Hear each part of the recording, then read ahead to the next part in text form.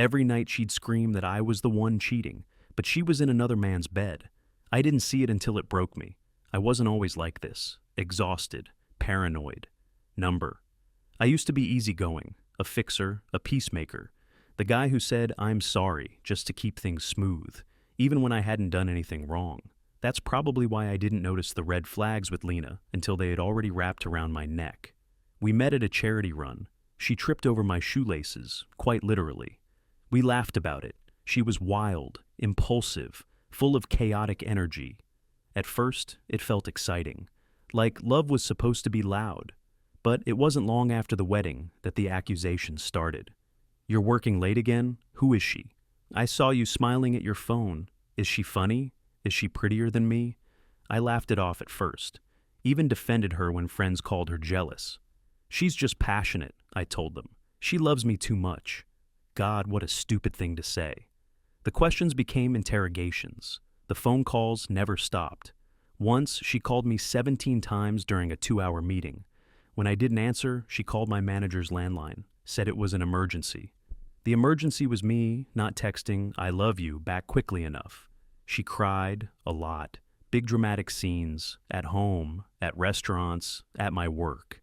Every time I gave in, I said I'd try harder. I cut back on gym time, stopped going out with coworkers. I was slowly carving pieces off myself to keep her from exploding. And still, she found new reasons to accuse me.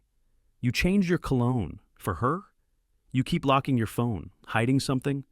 Why don't you want to have sex with me lately? Is she better than me?" The truth was, I was terrified of touching her. Every time we were intimate, it felt like a trap. A test I was destined to fail.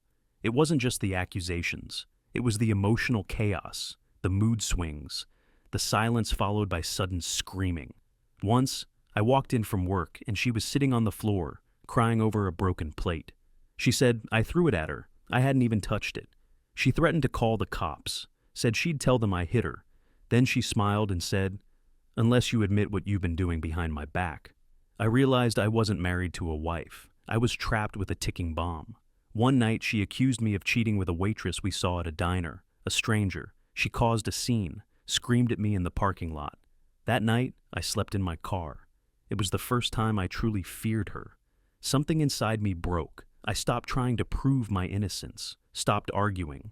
I just nodded through her rants. I felt like a ghost in my own house. But something about her behavior didn't add up.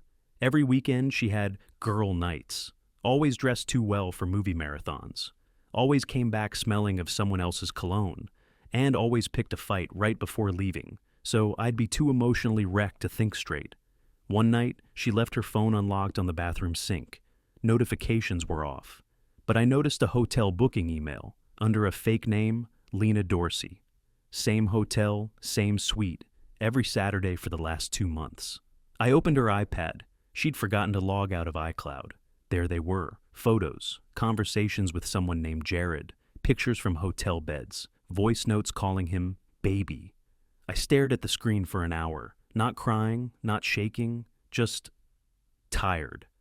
I wasn't crazy. I wasn't imagining things. I was just the decoy in her game, the alibi for her real life.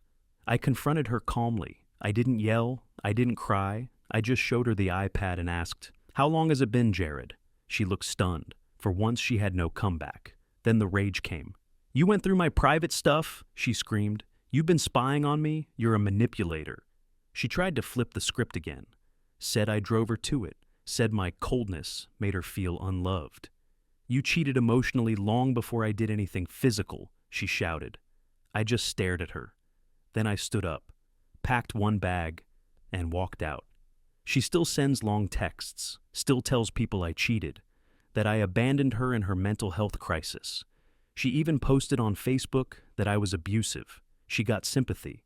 Of course she did. The world doesn't ask for evidence when the liar cries first. But me? I moved into a studio apartment. I bought a cheap coffee maker. I walk to work now. I have peace. And in my world, that's worth more than anything.